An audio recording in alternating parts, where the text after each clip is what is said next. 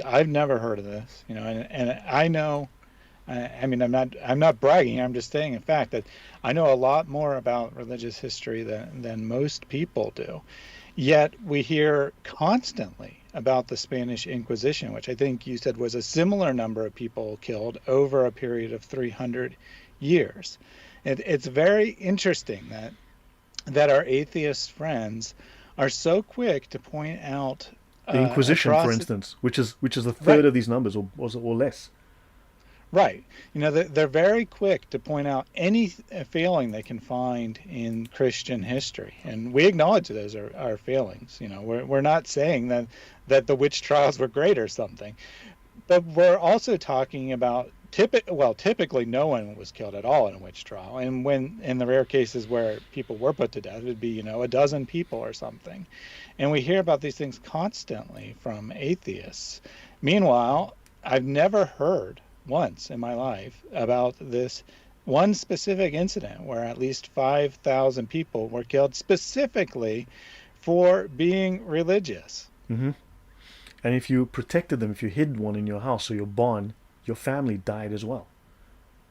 So if you protected a nun or a Christian or a priest, you would die too. That's crazy. Yeah, and then this is less people than were killed in the Inquisition. And this happened in what, 1 year, 2 years? Inquisition was 350 years. So look at the numbers. I mean, if we divide 9,000 by 2, it's 4,500 people a year. The Inquisition was what? If the Inquisition was 800 people, let me go back to my calculator. If the Inquisition was as low as 800 people and you divide that by 350 years instead of 400, that's 2.28 people per year. If we go to the high number, let's go 3,000, divide that by 350 years. Okay, that's 8.5 people a year. And as we did earlier, we did 5,000 people. If we could be generous here, we would divide that by 350 years. That's 14 people a year. Here they're killed a whole bunch more, but it's okay. Yeah, yeah, that's atheist hypocrisy for you. Let's move on. And this guy says, never have I had so much amusement as in seeing the last grimaces of priests as they die, or some variation thereof, is what he is known to have said. Yeah, Yeah, lovely stuff. yeah. So, yeah. Now, atheists and the martyrs of Compan. Now, this is, they went to a cloister of nuns who refused to renounce Christianity. They refused to renounce Christianity and embrace science. So, hold on. These nuns had to embrace science. Understand. Okay? They had to embrace science. And if they refused to embrace reason and science, they were murdered by atheists. The reign of terror raged on for months and flooded the streets with innocent blood, claiming over 40,000 victims. The victim numbers, I mean, look, they imprisoned at least 300,000 people. Okay? So imprisoned. And then, of course, they murdered. The best numbers we have is about 263,000, give or take. So you're looking at well over 260k people murdered. All right? And then in 1794, the martyrs of Compiègne were led to the guillotine in Paris. The government had ordered all converts to disband convents, yet these nuns refused and kept their community together. The revolutionaries judged the nuns as traitors for their defiance and condemned them to beheading. Each woman, they started singing a song. They started singing a hymn. Each one went without complaint to the blade, while the other nuns kept singing the hymn, which grew softer as their numbers dwindled, until at last they killed the final one. Now, if we look at the Salem witch trials, 19 witches died. That's the official number. Okay, these are 16 nuns. So numbers are close. Now, I hope that we can now liberally, continuously, voluminously, endlessly tell these atheists about, well, what about those 9,000 people you drowned? What about these 16 nuns?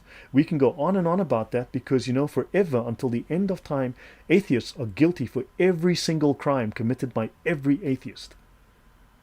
I think it's only fair. What do you say, Thaddeus? Yeah, I think it's completely fair.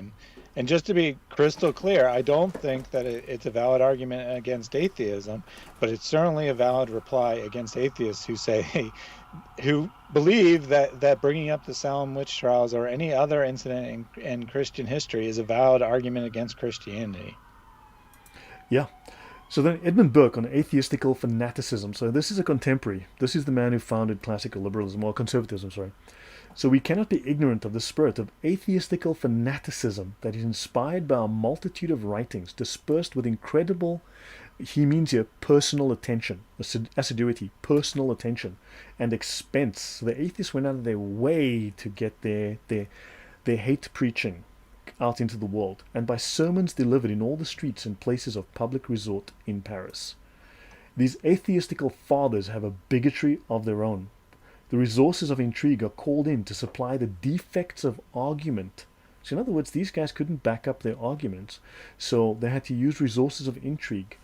And to this system of literary monopoly was joined an unremitting industry to blacken and discredit in every way and by every means all those who did not hold to their faction.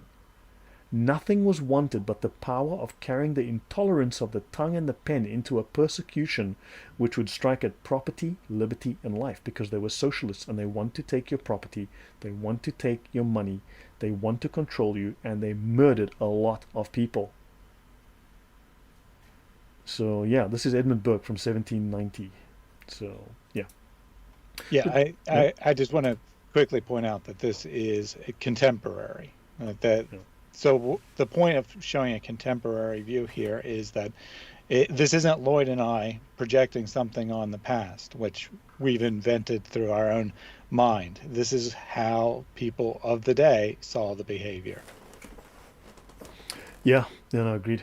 And so the Jacobins of now Jacobins, a society without God. Notice their aims here are liberty and equality.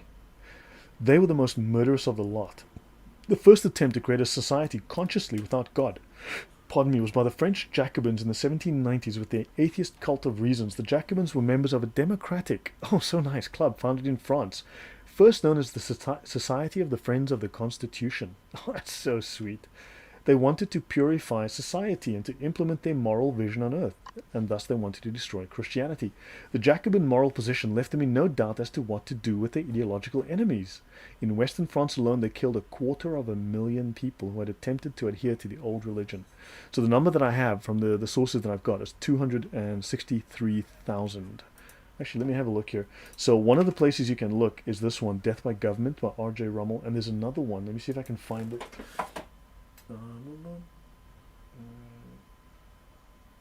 There's another one I have to look at. I don't have that one. But anyway, this is one of the sources, Death by Government, R.J. Rummel. There's another source that I have as well for this.